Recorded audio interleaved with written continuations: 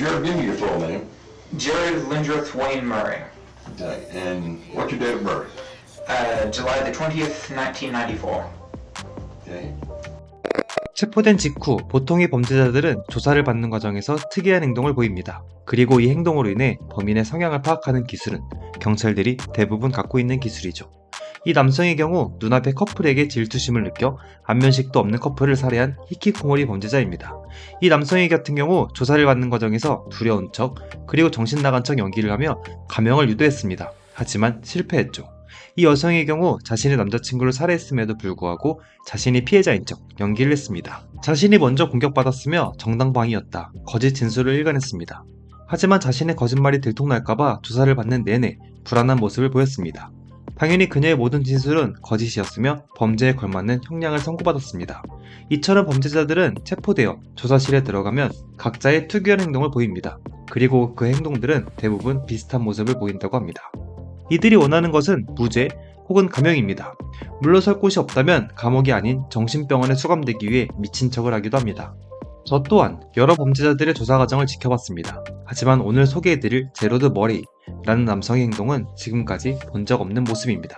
심지어 그를 조사한 조사관들은 그와 마주하는 모든 시간이 두려웠다 이야기했습니다. 흉악한 범죄자들을 여럿 만나본 조사관들마저 두려움에 떨게 만든 제로드 머레이. 그의 재판을 진행한 판사는 이런 말을 남기기도 했죠. 이 범죄자가 위협적이지 않다는 것은 납득시키지 못할 것입니다. 판사로 일해온 25년 동안 들었던 자백 중 가장 소름 끼치는 자백이었습니다. 그의 자백 장면을 봤을 때 정말 무서웠어요. 질문에 답하는 동안 그의 눈은 아무런 감정도 없었기 때문이죠. Okay, and what do you remember telling me? In summation that I'm guilty, yes. Of what? Of murder. Okay, and who did you murder? Gennaro. Okay, and how did you murder him? With a gun. I shot him in the head twice. Okay. 3 shots were fired, 1 missed.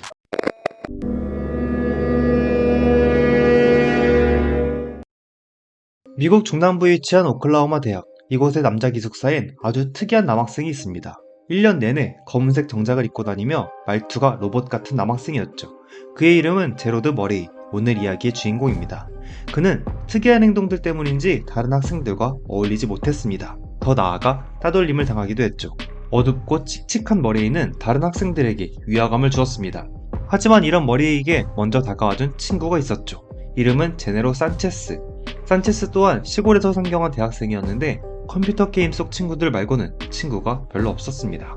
비슷한 서로에게 끌린 둘은 금세 친구가 되었죠. 근데 아무리 대학교라도 따돌림이 존재했습니다. 머레이는 항상 검은 정장을 입고 로봇같이 말하며 항상 죽음과 사후세계에 관한 이야기를 했습니다. 다른 남학생들의 괴롭힘 대상이 되기에 충분했죠. 그렇게 괴롭힘을 나가던 어느 날 2명의 남성이 머레이의 목을 조르는 사건이 발생했습니다. 물론 장난으로 시작했지만 머레이는 기절하고 말았죠. 기절했다 깨어난 머레이는 더 이상 괴롭힘을 참지 않았습니다. 자신의 목을 조른 남학생 2명을 폭행했죠. 덩치도 크고 힘도 좋았던 머레이의 주먹은 상당히 강력했습니다. 결국 유해 사태가 벌어졌고 남자 기숙사에 경찰이 출동하는 사건이 있었습니다. 이때 머레이는 엄청난 살인 충동을 느꼈다고 합니다. 이때부터 더욱 이상해진 머레이는 학교에서 더욱 고립되기 시작했죠. 검은색 정장만 입고 다니며 항상 죽음에 관한 이야기를 하는 머레이, 심지어 폭력적인 모습까지 보였습니다. 그의 곁엔 산체스 말고는 아무도 남지 않게 되었죠. 모두가 머레이를 멀리해도 산체스만은 그의 곁에 남아있었습니다. 함께 사후세계에 관한 연구를 하고 같이 게임을 하는 최고의 단짝이었죠. 하지만 시간이 지날수록 머레이가 산체스를 바라보는 눈빛이 조금씩 이상해지기 시작했습니다. 산체스에게 필요 이상으로 집착하기 시작했죠. 이런 머레이의 행동 때문인지 학교에선 이상한 소문까지 퍼지기 시작했습니다. 둘이 사귀는 거 아니야? 갓 대학생이 된 산체스에게 있어서 이런 소문은 상당히 부담스럽고 힘들었을 것입니다. 당시 산체스에겐 여자친구가 있었습니다. 여자친구의 존재로 이런 소문을 잠재울 수 있었지만 쉽지 않았죠. 왜냐면 산체스의 여자친구는 게임 속에서 만난 여자친구였기 때문에 친구들에게 보란듯이 보여줄 방법이 없었습니다. 결국 소문뿐이긴 했지만 머레이와 산체스는 대학교에서 이상한 커플로 낙인이 찍히게 됩니다. 산체스는 이런 괴상한 소문에도 불구하고 머레이와 함께 캠퍼스 생활을 즐기고 있었습니다. 2012년 12월 5일 같은 기계공학을 전공하던 머레이와 산체스는 외출 준비를 하고 있었습니다. 차량을 소지하고 있던 산체스가 머레이를 대형마트로 데려다 주기로 했죠. 머레이는 자신을 대형마트까지 데려다주는 산체스에게 $20를 주기로 했습니다. 서로 윈윈이었죠. 그렇게 둘은 외출 준비를 마치고 산체스의 검은색 트럭에 탑승했습니다. 기숙사에서 먹을 간식을 포함해 여러 가지를 구매할 생각이 들떠 있었죠. 함께 마트로 향하던 둘, 평소엔 감정 표현도 안 하고 로봇 같던 머레이가 이날만큼은 조금 달랐다고 합니다. 마트로 출발하기 전 쉬머업을 하는가 하면 뭔가 많이 불안해 보였다고 합니다. 머레이는 이날 자신이 오랫동안 정의한 이론을 실행에 옮기기로 한 날입니다. I loaded the gun quickly, chambered the round quickly, shot once, missed, shot a second time, hit, jumped out of the car, went around. He was driving 10-15 miles an hour, so it was rather slow. He wasn't purposefully driving. Tried to pull him out, couldn't get him out until he already had hit the tree. Dumped him into the, before I dumped him into the ditch, I heard him gurgling. I'm not sure if that was a physiological or physical process after death, but I thought that he might have still lived through that somehow, because he was gurgling, so I shot him again and then shoved him down in the ditch. 마트로 향하던 중 머레이는 주머니에서 총기를 꺼내들었습니다. 그리고 그 총구는 친구인 산체스의 머리에 향해 있었죠. 지금 당장 내 고향인 애셔로 출발해. 방금 전까지 둘도 없던 친구이던 머레이의 돌발 행동. 평범한 친구라면 장난일 것이라 생각했지만 머레이의 행동은 달랐습니다. 매사에 진지하고 감정도 없어 보이던 머레이의 행동은 충분히 위협적이었죠. 운전대를 잡고 있던 산체스는 당황하며 방향을 틀었습니다. 목적지가 대형마트에서 머레이의 고향으로 바뀐 것이죠. 머레이의 고향인 애셔로 가는 도중 머레이는 특이한 행동을 보였습니다. 권총에 있던 탄창을 친구인 산체스에게 넘겼죠. 애셔로만 간다면 해치지 않을 것이란 걸 보여주기 위해서였습니다. 이 행동은 운전자인 산체스를 안심시키기 위함이었습니다. 최대한 방심하게 만들었죠. 당시 산체스는 덩치가 컸습니다. 충분히 머레이를 진압할 수 있었죠. 하지만 산체스는 친구인 머레이를 믿었습니다. 그래서 아무 행동도 취하지 않고 애셔를 향해 달려갔죠. 한참 동안이나 달린 둘은 결국 애셔에 버려진 변전소 옆에 도착했습니다. 도착한 머레이는 방심한 산체스를 향해 방아쇠를 당겼습니다.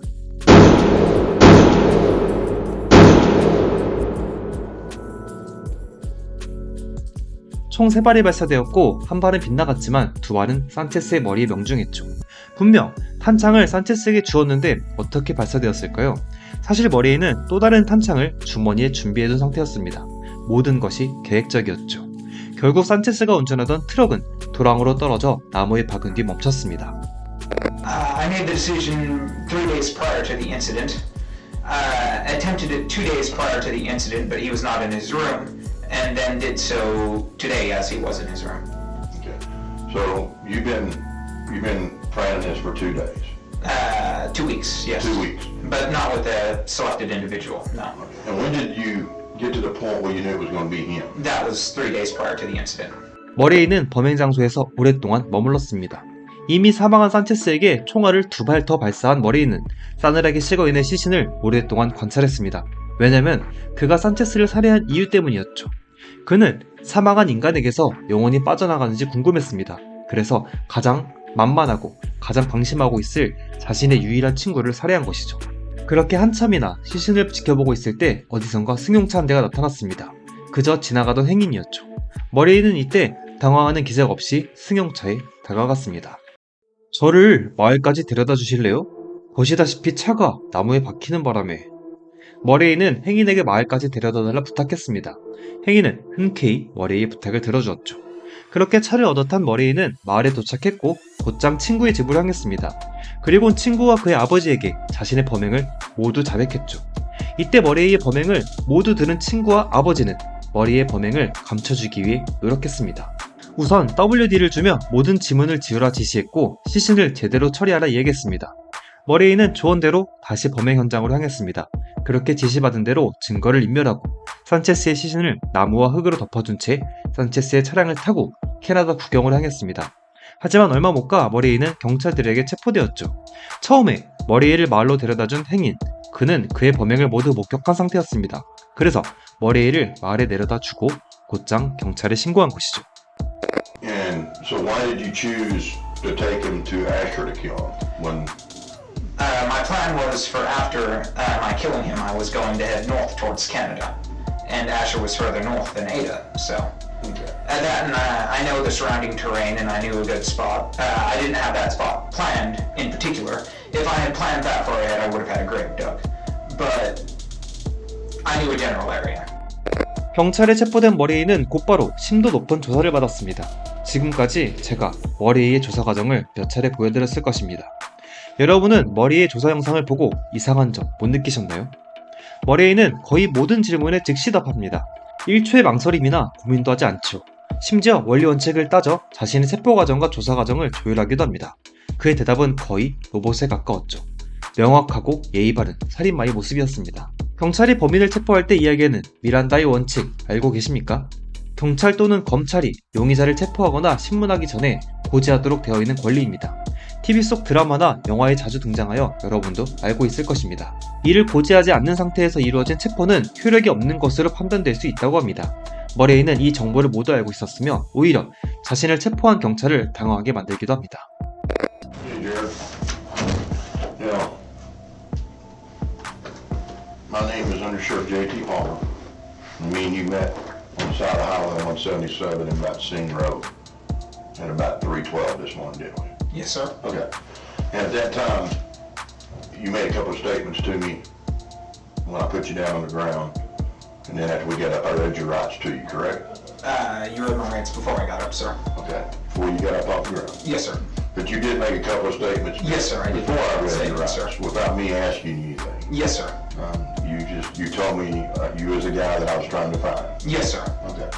And then I read your rights to you. Yes, sir. And then rights was you had the right to remain silent. The Miranda rights, sir. Okay. Anything you say can will be against you in court. Yes, sir. You had the right to talk to an attorney, having present when you've been questioned. Yes, sir.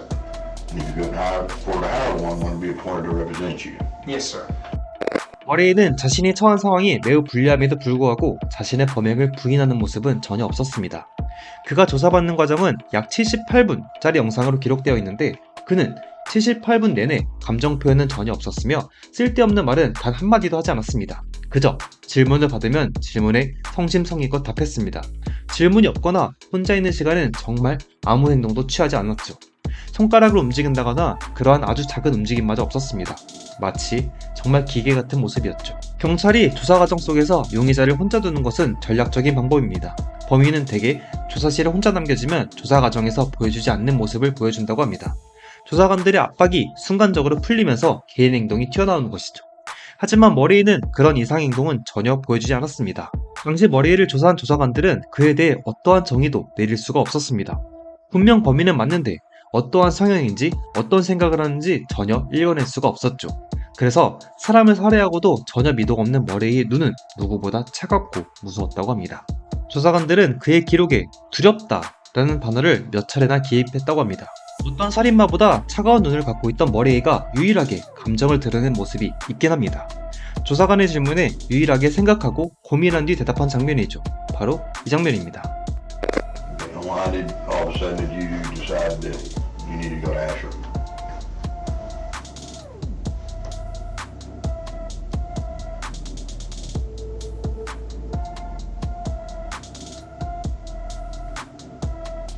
Because I was planning to take him out into the country and kill him. Okay. 경찰관의 질문 중 산체스를 고향으로 데려간 이유를 묻는 장면이 있습니다. 이때 머레이는 한참 동안이나 고민을 하는 모습을 보여주죠. 이전까지 모든 질문에 1초 만에 고민도 없이 대답하던 머레이가 고민한 이유는 조금 충격적입니다. 당시 산체스를 살해한 자신의 모습을 상상했다고 합니다. 하지만 자신이 원하던 장면이 아니었기에 한참 동안 생각에 잠겨있던 것이죠. 머레이는 사람의 몸에서 영혼이 빠져나가는 장면을 상상했다고 합니다. 하지만 자신의 기대와는 다르게 그저 싸늘하게 식어있는 희심만 있었기 때문에 실망한 모습이라고 합니다. 결국 머레이는 살인 혐의로 재판에 넘겨지게 됩니다. 그는 가장 친한 친구를 살해했습니다. 심지어 3일 전부터 계획했다 자백했죠. 계획살인, 심지어 시신을 향해 2발의 총알을 더 발사했습니다. 시신 훼손 등등 머레이는 사형을 받을 것이 분명해 보였습니다. 2015년 7월 7일 그의 첫 번째 재판이 열렸습니다. 그의 고등학교 담임 선생님을 포함해 여러 명의 주변인이 증인으로 출석했죠. 그의 정신상태를 증언하기 위해서였습니다. 증인으로 참석한 이들은 머리의 정신상태가 이상하진 않았다 말했습니다. 그저 검은색 정장을 입고 친구들과 잘 어울리지 못했을 뿐이라 증언했죠. 심지어 그는 과거에 전과가 전혀 없었습니다. 과연 그에게 어떤 판결이 내려졌을까요? 자레드 머레이, 산체스 살인 혐의에 대해 무죄를 선고합니다. 정말 놀라운 판결이었습니다. 모든 증거가 존재하는 계획살인임에도 그는 무죄를 선고받았죠. 정신 이상의 이유였습니다. 그는 정신분열증 및 제1형 양극성 장애를 판정받았습니다. 그는 때때로 자신이 세계의 왕이며 영혼을 볼 수 있다고 믿었습니다. 총 7명의 정신과 의사가 그를 심각한 정신병 환자로 분류했죠. 심지어 산체스를 살해할 당시 머레이의 또 다른 인격일지도 모른다는 놀라운 결과를 도출해내기도 했습니다. 머레이가 재판에 참석했을 당시 정신과 의사들도 함께 참석했습니다. 7명의 정신과 전문의가 머레이의 정신 상태를 증언하기 위해 참석했죠. 이때 아주 놀라운 일이 벌어집니다. 왜냐면 살해했을 당시와 조사받는 과정 중에 머레이는 서로 다른 인격일지도 모른다는 전문의의 소견이 있었습니다. 심지어 현재 재판장에 와 있는 머레이 또한 다른 인격이라는 놀라운 증언도 존재했죠. 머레이는 자신의 모든 죄를 인정하고 자백했습니다. 하지만 정신 이상의 이유로 무죄를 판결받았죠. 이렇게 끔찍한 범행을 계획하고 실행한 뒤 무죄를 판결을 받은 자신에 대해 머레이는 어떻게 생각하고 있을까요? Anything to say for yourself today? No, ma'am. Any reason why you might have done this to this young man? No, ma'am. No reason. No, ma'am. You have nothing to say for yourself. No, ma'am. You want to tell the community anything? No, ma'am. Did you confess to police? Yes, ma'am. Are you proud of what you've done? No, ma'am. Do you have remorse for what you've done? No, ma'am. 자신의 범행이 자랑스럽진 않지만 후회하지 않는다 말했습니다. 기자의 답변에도 모두 성심성의껏 모두 답하는 머레이의 모습은 지역사회에 엄청난 충격을 안겨주었죠. 결국 친구의 영혼을 보기 위해 저지른 그의 범행은 어느 누구도 책임지지 않고 마무리되었습니다. 정신병원에 수감된 머레이는 평생 사회로 나오지 못할 것입니다. 감옥보다 정신병원에 수감되기를 더욱 선호하는 범죄자들이 많습니다. 사망한 산체스의 부모 또한 그가 사형을 선고받거나 감옥에 평생 수감되길 바랬습니다. 근데 정신병원에 수감되는 것이 그리 좋은 것만은 아닐지도 모릅니다. 왜냐면 정신병원에 수감된 지 1년 만에 머레이의 모습이 이렇게 바뀌었기 때문이죠. 이번 사건은 아직까지도 논란이 많은 사건입니다.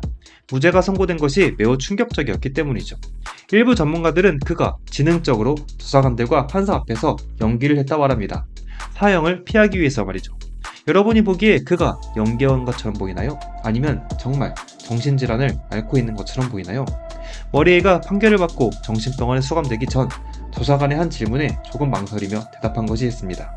왜 하필 제일 친한 친구였던 산체스를 살해한 것이냐에 관한 질문이었죠. 머레이는 조사관의 질문을 받고 이렇게 대답했습니다. And why him? Of all the kids in college here, why him? I believed that he would have had the least impact, sir. Impact of, on what? I believed he didn't have many friends, or many close friends, I should rephrase. And as as he is going missing, his absence would be less notable. 결국 사망했을 당시 가장 영향력이 적을 것 같은 사람으로 산체스를 골랐다고 합니다. 그의 답변에 거짓은 없었기에 정말 끔찍한 이유였다고 볼 수 있죠. 오늘 이야기는 여기까지입니다. 오늘 사건을 접한 여러분의 의견이 궁금합니다. 머리의 모습이 연기였을지 아니면 본인의 모습이었을지 판단하여 아래 댓글로 남겨주시면 감사하겠습니다. 오늘도 여전히 시청해주셔서 감사합니다.